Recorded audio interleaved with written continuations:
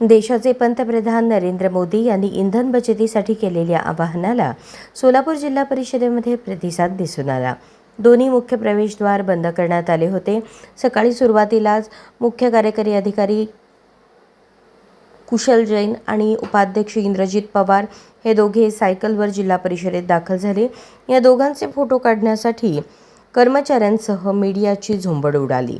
त्यानंतर अतिरिक्त मुख्य कार्यकारी अधिकारी संदीप कोहिनकर हे इलेक्ट्रिक बाईकवर झेडपीत दाखल झाले। सामान्य प्रशासन विभागाच्या उपमुख्य कार्यकारी अधिकारी स्मिता पाटील या चालत झेडपीत आल्या। जिल्हा परिषदेचे अध्यक्ष दीपक वैद्य हे एसटी स्टँडपर्यंत आपल्या इलेक्ट्रिक बाईकवर आले। त्यानंतर एसटीमध्ये बसून ते सोलापूरकडे रवाना झाले। त्यांच्यासोबत युवा मोर्चाचे प्रदेशाध्यक्ष कृष्णराज महाडिक व इतर पदाधिकारी कार्यकर्ते उपस्थित होते। जिल्हा परिषद सदस्य नेताजी खंडागळे हे सुद्धा आपल्या इलेक्ट्रिक बाईकवर झेडपीत आले होते।